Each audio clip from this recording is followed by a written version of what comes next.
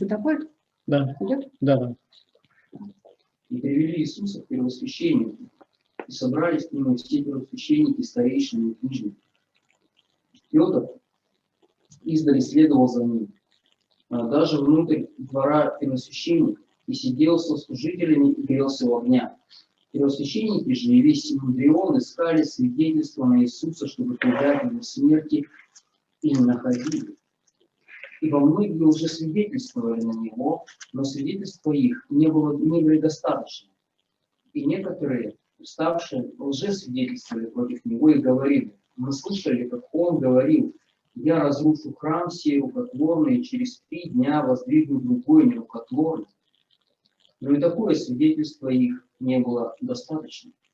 Тогда первосвященник стал посреди и спросил Иисуса: что ты ничего не отвечаешь? Что они против тебя свидетельствуют? Но он молчал и не отвечал ничего. Опять первосвященник спросил его и сказал ему: ты ли Христос, Сын Благословенного? Иисус сказал: я, и вы узрите Сына Человеческого, сидящего одесную силы и грядущего на облаках небесных. Тогда первосвященник разодрал одежды свои и сказал: на что нам еще свидетели? Вы слышали богохульство? Как вам кажется? Они же все признали его повинным смерти. И некоторые начальники плевали на него и, закрывая ему лицо, ударяли его и говорили ему: прореки. И слуги били его половником.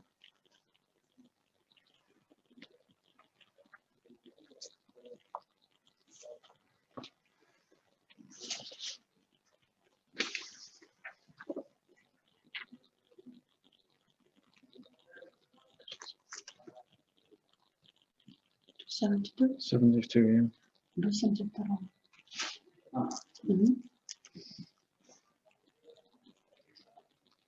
Когда Петр был на дворе внизу, пришла одна из служанок первосвященника. И, увидевши Петра, греющегося, и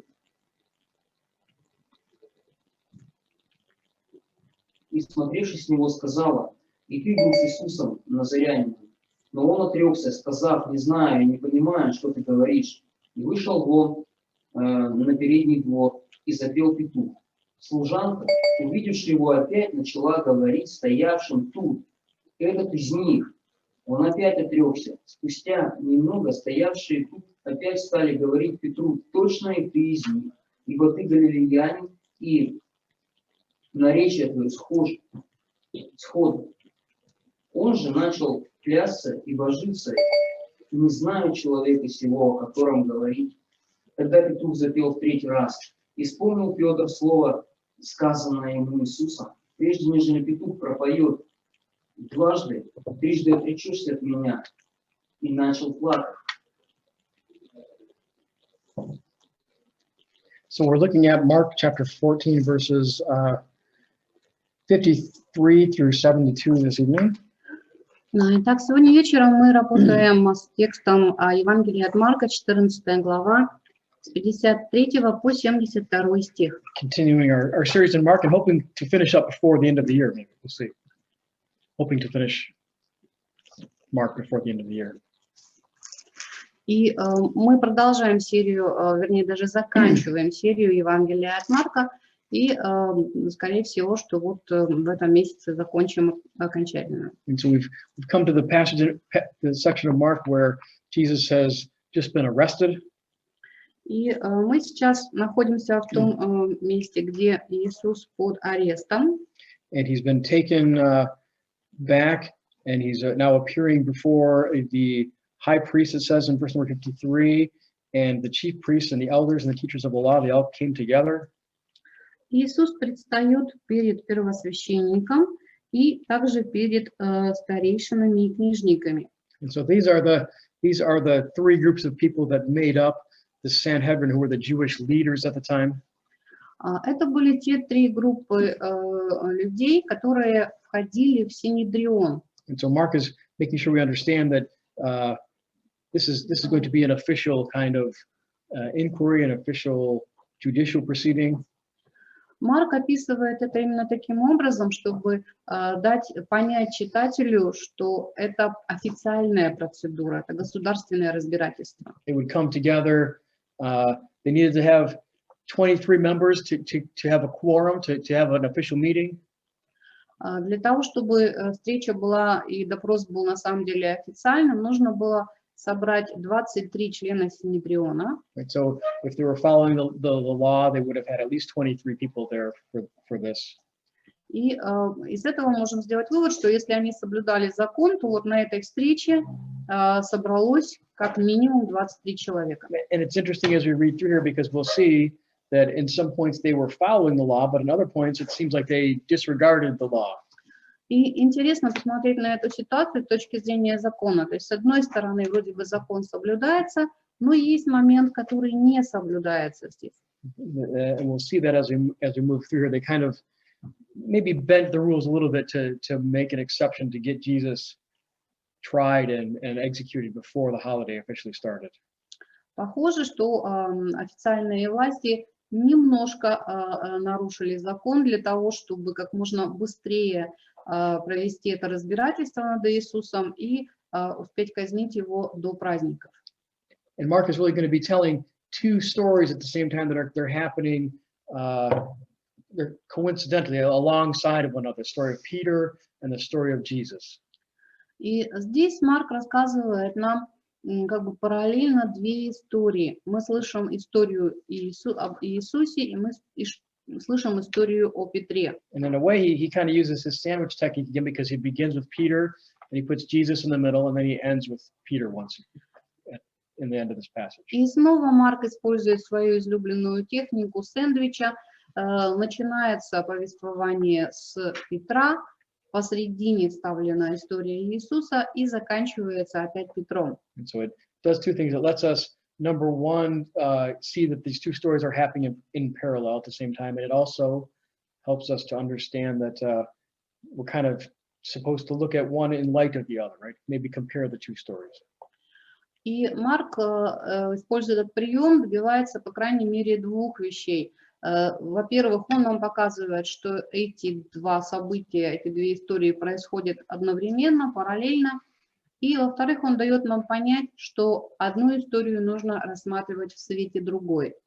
And so we see a gathering of all the chief priests, all the Sanhedrin are together in verse number 53, and then in verse 54 we see Peter following at a distance, right up into the courtyard of the high priest.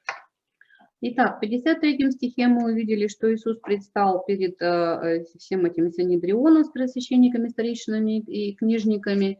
И в 54 стихе мы видим Петра, как он следует издалека за ними. We know from historical writings that the leader of the Sanhedrin at that time was a man named Caiaphas. Из исторических источников мы знаем, что предводителем Синедриона в то время был первосвященник Каиафа. He was apparently a very talented diplomat. He managed to serve for over almost 19 years. 19, yeah. Он был талантливым дипломатом, и на своем посту он уже служил около 19 лет. He was in office from AD 18 through AD 37. So just a little bit after Jesus died, he went out of office.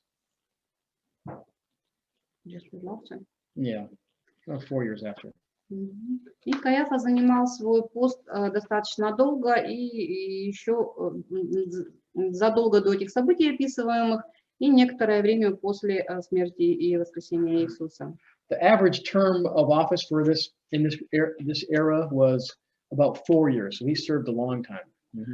А в среднем люди на таком посту служили не более 4 лет. And so he was apparently a very skilled diplomat, and he managed to keep his position. Поэтому можем сделать вывод, да, что он был исключительным дипломатом, талантливым человеком, и вот смог долго задержаться, на такой срок задержаться на своей должности. And so Peter, in verse 54, he follows this group of people right into the courtyard. Would have been inside the house. The house was kind of built around an inner court in those days. И in that так area. Петр следует за ними, заходит внутрь двора первосвященника, вот, и оказывается там. So he would have been kind of in the house, but he would have still been outdoors. То есть он вроде бы попал в дом, но на самом деле он находится во дворе, потому что так было в то время архитектурно устроено, что дворик внутри домовой был как бы внутри дома. And so that's how we see him sitting with the guards and warming himself by a fire, because he's actually outside in this courtyard area. Вот мы видим, как он с другими слугами греется у костра, который развели как раз на этом внутреннем дворике. And then the story in the next verse, number 55, returns to the scene with Jesus and the Sanhedrin. Далее в 55 стихе мы читаем, что же, для чего же все здесь собрались первосвященники, весь Синедрион, искали свидетельства против Иисуса, чтобы предать его смерти. So it's interesting, they seem in these verses to be following the law, right? They're looking for evidence to use against Jesus so they can put him to death. И если мы посмотрим на этот стих с точки зрения закона, да, то есть мы понимаем, что они пытаются соблюсти закон, то есть они ищут свидетельства. And they needed to have two witnesses that agreed with one another in order to find somebody guilty and put them to death. И им по закону нужно найти двух свидетелей, которые бы дали свои свидетельства, эти бы свидетельства друг другу не противоречили. We see they're following the rules because it says here they couldn't find anybody that would agree, right? И дальше мы видим, да, что они не могли найти достаточно свидетельств, да, потому что вот они друг другу противоречили. So it's interesting because in verse 56 we see they're receiving false testimonies, right? And so they're, on the one hand, they're listening to false information, but on the other hand, they're following the rules because they're trying to find agreement with the testimony, right? Опять же, в 56 стихе, ну, прямым текстом написано, да, что они слушали лжесвидетельства, да, то есть они знали, что им сейчас ложно свидетельствуют, но, опять же, они пытаются следовать хотя бы каким-то правилам и пытаются найти такие два свидетельства, которые бы друг другу не противоречили. And so it was becoming maybe a frustrating process for the Sanhedrin as they interview these people and listen to their witness, but they can't get the right testimony they need to condemn Jesus. И для Синедриона это, возможно, было таким разочаровывающим событием, да, свидетели есть, лжесвидетели есть, да, они что-то говорят, но сопоставить никак, свести воедино их показания никак невозможно. And so then the high priest we see here in verse number 60 kind of has to take things into his own hands. He's going to approach Jesus and try to get him to say get the information out of Jesus himself, right? И в конце концов первосвященник, уже, вероятно, потеряв терпение, да, 60 стих смотрим, он берет все в свои руки, встает и спрашивает уже непосредственно Иисуса, что ж ты не отвечаешь? So he says, why aren't you answering, right? These testimonies are bringing it to you. You're not saying anything. You're just sitting there and letting them speak. Что же ты ничего не отвечаешь, что они против тебя свидетельствуют? But Jesus, he remains silent, right? Ну, Иисус хранил молчание. So Caiaphas, again, he's trying to push the situation, trying to get the result that they want. And he said, and again, he asked him that, are you the Christ, right? He's getting more to the point, trying to get Jesus to say what he needs to hear from him. 61 стих смотрим. Каиафа продолжает настаивать, продолжает допытываться и задает прямой вопрос, то есть ему нужно услышать вот информацию именно об этом. Ты ли Христос, Сын Благословенного? And so Jesus then provides the evidence that they need himself. Instead of the witnesses, Jesus, in a sense, is the witness against himself. И вот Иисус говорит ему в ответ, да, говорит то, что они хотели услышать, то есть он, получается, свидетельствует против себя. Иисус говорит, я. So Jesus says, I am, right? And then he goes on further to say that you'll see me coming in the clouds and at the right hand of the mighty one, right? Coming in the clouds of heaven.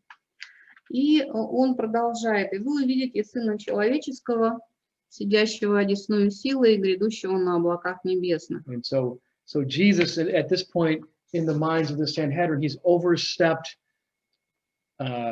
like the bounds of what's legal, right? He's strayed into the area of heresy, of being heresy, right? Blasphemy.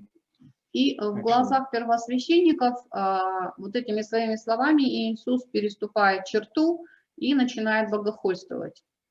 Right, and so they tried to accuse him of false testimony or accuse him of saying he was going to destroy the temple and these other things, and eventually it's Jesus's own testimony they end up relying on to condemn him.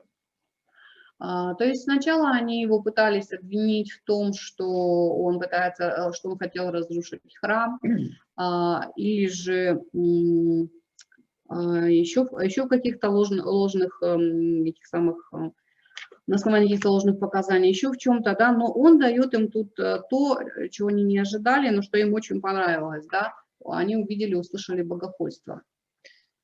It's interesting that, I mean, this really reinforces the fact that Jesus gives his life, right? It's not, his life isn't taken from him.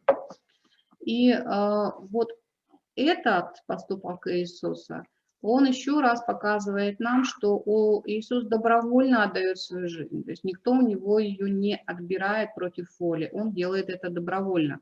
Jesus even provides the own evidence for his own execution to make sure the thing keeps progressing, right? То есть практически на основании его же собственного свидетельства его здесь осудят и дадут делу ход. And so in verse 63, the high priest realizes that Jesus has committed heresy, and we see his reaction. He tears his clothes, right? This is kind of a way of them showing that they're upset and they're outraged at something. И в 63 стихе мы видим, что первосвященники раздирают одежды, то есть они показывают, насколько они в шоке, в горе. Интересно, что его осудили на основании истины, которую он сказал о себе, на основании правды. Если в одном стихе он молчит, когда говорят правду, зачем оправдываться в том, чего ты не совершал? И их обвинения были извращенными. Они брали его слова, переворачивали, говорили, он молчал. Он не оправдывался, не искал путей. Но когда сказали правду, настал, и он как бы демонстрирует его час. Да, это я. Интересно, что на основании истины, честно. That's true. Я заметил этот момент. His condemnation is based on the truth, on a true witness, right? Да, конечно, осуждение Иисуса произошло на истинных показаниях. All the false witnesses were proven false on their own witness by themselves, right? Because they couldn't agree with one another.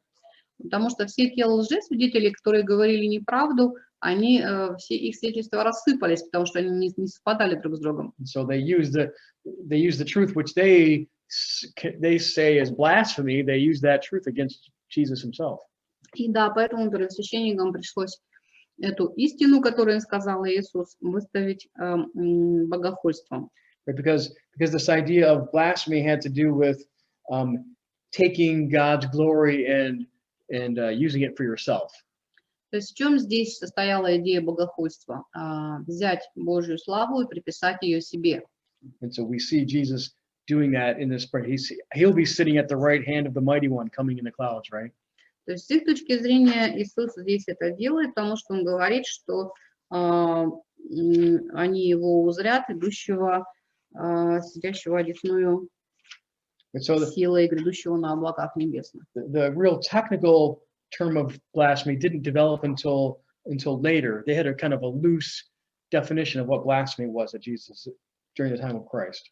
Во времена Иисуса не было сформулировано такое четкое техническое определение, что такое богохульство. The verb in Leviticus, when it talks about undervaluing someone and saying so. Basically, if you don't place the right value on somebody, and you say it out loud, then you could be, in effect, defaming God, right? И еще в Leviticus. Еще в Левите мы читали, что богохульство тогда могло считаться, когда, допустим, человек говорил принижал чье-то достоинство, и этим он как бы умалял значение Божие. Вот это как-то так считалось богохульством. So blasphemy could be diminishing the majesty of God, or it could be depriving God of his rights, right? Taking them for yourself. То есть умаление значения Божьих дел и приписывание себе Божьей славы, скажем так. Later on, it became associated with, actually using the name of God itself in vain. But at this early time, all it took was to steal God's glory, right? Вот. Уже позже сюда добавилось, к этому термину добавилось значение использовать имя Божие в суе. Вот. Но в то время это вот было присвоить себе Божью славу. Это считалось богохульством. Back then, they took stealing God's glory seriously. It was a serious offense, which we should take more seriously now too, right? И тогда это воспринималось очень серьезно. То есть присвоить себе Божью славу, это считалось очень серьезным оскорблением, да, богохульством. Собственно, нам сейчас тоже было бы неплохо к этому более серьезно относиться. We've drifted far away from our fear of God and respect and giving him the glory, right? Everything we do is supposed to be for God's glory, not for our glory. Потому что мы, как современные люди, достаточно такие сейчас независимые, не всегда приписываем славу Богу, в общем-то, надо было бы это делать. And so Caiaphas saw this statement of Jesus as kind of infringing on God's majesty or on taking God's glory from him. Так Каиафа настаивает здесь на том, что у Бога отобрали его славу. But really, the glory was Christ, and so he wasn't really committing blasphemy, right? I mean, it's a true statement. Хотя мы понимаем, что поскольку Иисус Сын Божий, то Он говорит истину, Он здесь, Он достоин той же славы, что и Бог Отец. But in the mind of these Sanhedrins, he had blasphemed. Но в глазах Синедриона, да, он богохульствует. And so he says, what more do you need to hear? He's already basically admitted himself as they progress through verses 64 and 63, 64, 65.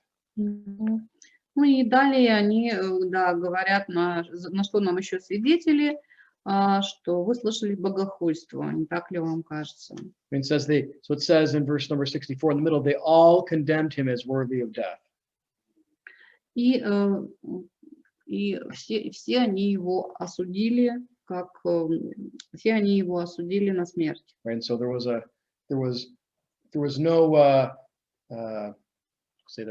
no arguing among the Sanhedrin. They all the ones that were present wanted Christ to be killed. То есть никакого голосования, никакого несогласия среди них не произошло, они единодушно его признали повинным смерти. There wasn't any debating the fact after this.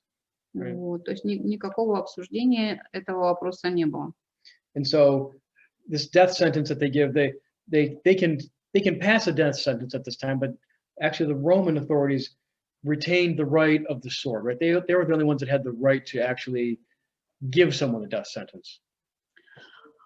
Вот. Ну, опять же, в то время Синедрион мог только вынести постановление о смертной казни, но привести в исполнение могли только римские власти. So also another interesting thing that the law required was the law required if someone was to be put to death, they had to have a second hearing, a second trial the next morning to affirm the verdict from the first trial.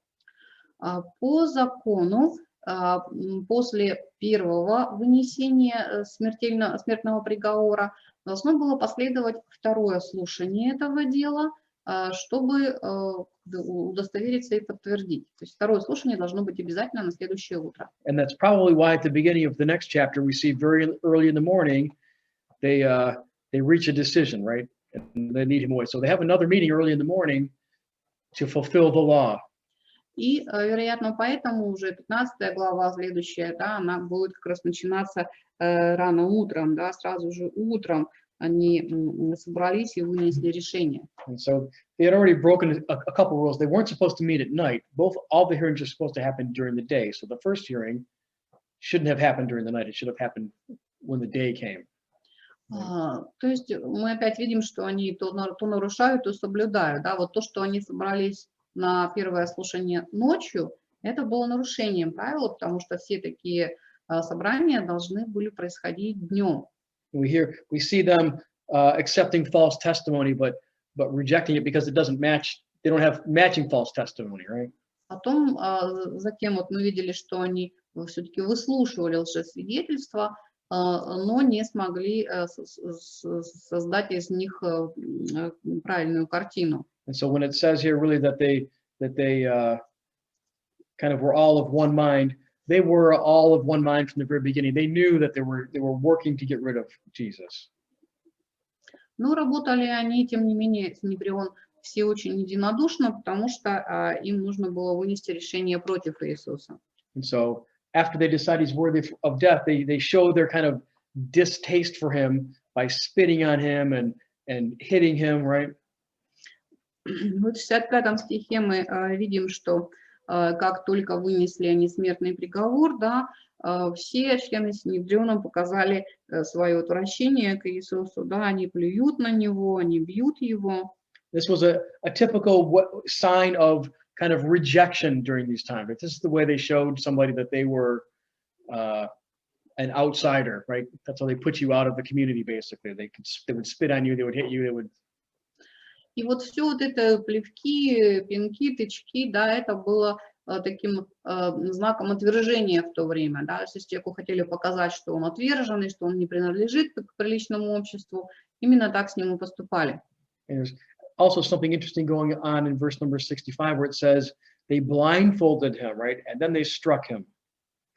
В 65 стихе особенно интересно вот это, закрывали лицо, ударяли. And it's interesting when they say prophesy, right? They're saying, basically what they're saying to him as he's blindfolded is say, tell us who hit you. И говорили про реки, то есть о чем здесь речь, они просто говорили ему, скажи, кто тебя сейчас ударил. Right? And there was a belief that if Jesus was the Messiah, he would be able to tell them who was the one who was doing the hitting, right? Вот, как будто бы они этим как бы показывали, что вот если что Иисус Мессия, как он себя провозглашает, да, то он сейчас должен видеть все даже с закрытым лицом. But Jesus, again, he keeps his mouth quiet. He doesn't provide them anything more than he already has. Но Иисус уже сказал все, что он хотел сказать, и он хранит молчание. And so he's turned over to the guards here at the very end of verse number 65, and it says the guards took him and they beat him. И в конце 65 стиха мы видим, что его даже слуги бьют. And so long before Jesus ever gets into Roman hands, he's already been spit upon and beaten and abused.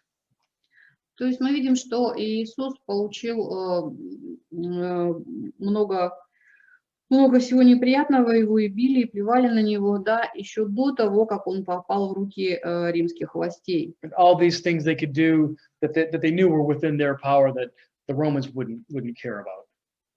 Вот, то есть его собственный народ уже с ним поступил таким образом.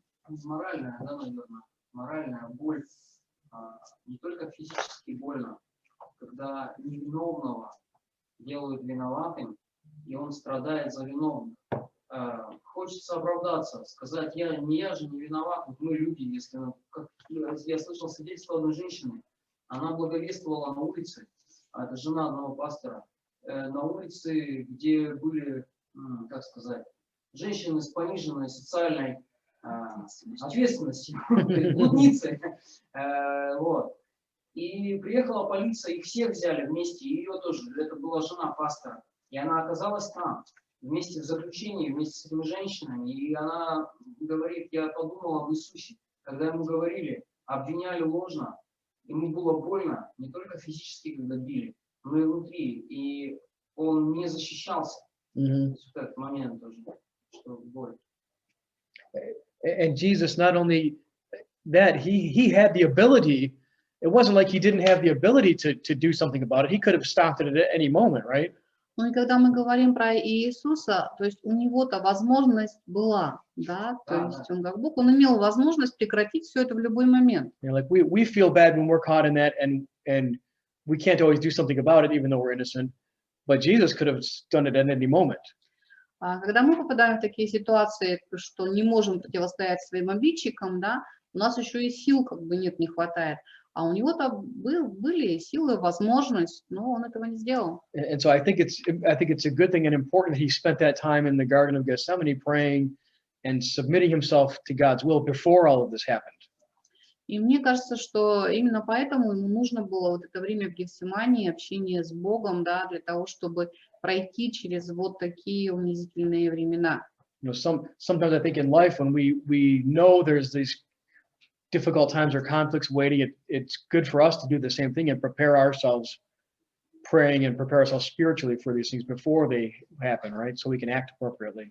И в нашей жизни, когда мы знаем, что впереди нас ждут какие-то серьезные испытания или трудные времена, то нам тоже неплохо подготовиться заранее, пойти к Отцу и поговорить с Ним. And so we'll see Peter, who hasn't prepared himself, right? Because he was sleeping in the garden. When now we come to his conflict that happens down in the courtyard while Jesus is up above in the same house being questioned and going through this trial. И сейчас вот мы переходим к истории Петра. Петр, он как раз не подготовил себя к этому испытанию, потому что мы помним, когда Иисус молился, Петр в это время не молился, он спал.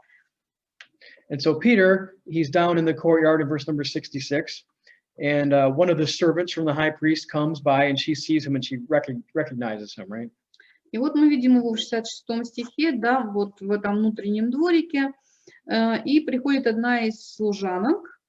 And she remembers that she's seen him with Jesus. И она вспоминает, что она видела его вместе с Иисусом. Right, those guys, they have been around town as a group and in public enough that probably people would recognize maybe his close associates. Поскольку Иисус со своими учениками достаточно долго были в городе, их видели многие люди, то вот эта служанка, она смогла как бы опознать в Петре одного из приближенных Иисуса. And we know from the story and from what Jesus told him that he's going to deny Christ, right?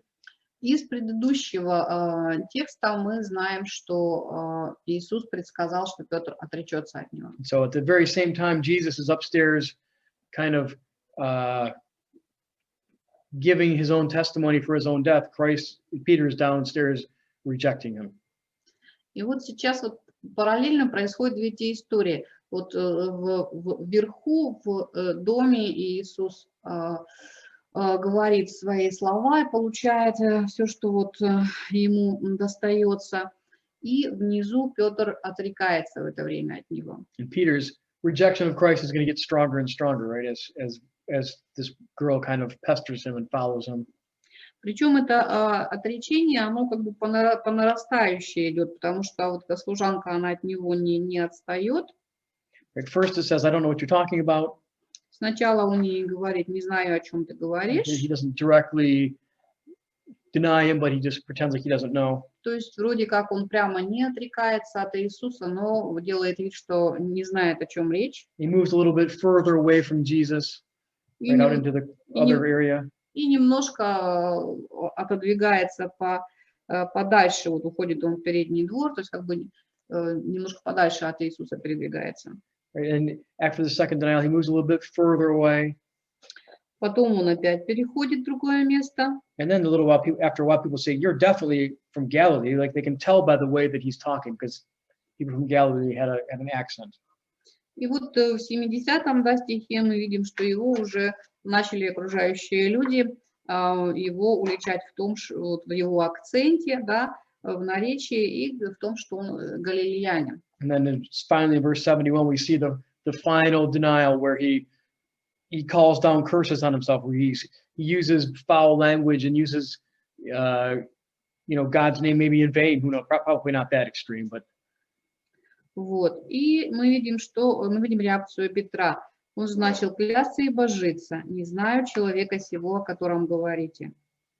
But he uses then very strong language in his final denial of Jesus.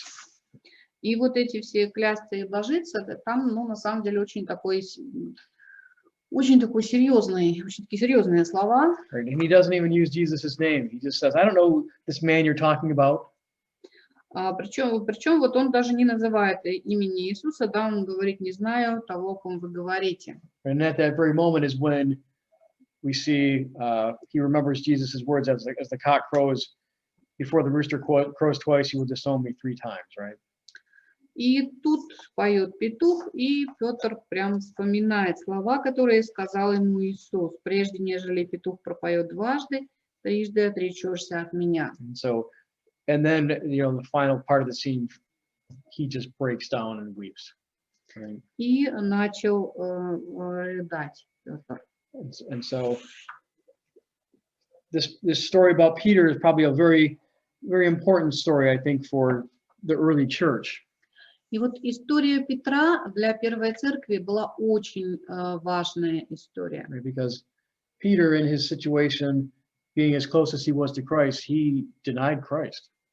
Потому что здесь они увидели, что человек, бывший в ближайшем круге Иисуса, тем не менее отрекся от него. And the church at this time, when Mark was writing, was going through a lot of difficult times, right? There was a lot of persecution. В те времена, в которые Марк писал свое Евангелие, первая церковь проходила через различные трудности и через очень сильное гонение. But the story of Peter taught people that there was forgiveness for them, there was reconciliation for them. И из истории Петра люди узнавали, что для них всегда может быть прощение и примирение.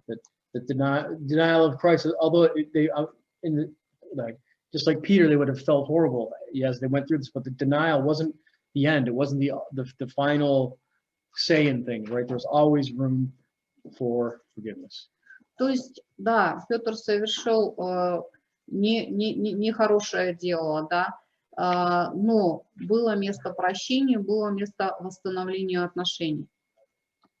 And so that brings us to the end of our passage this evening. И вот мы с вами заканчиваем наш сегодняшний отрывок на этом. And we're going to stop the video and have questions and answers. Let's have a quick word of prayer and then we'll wrap up.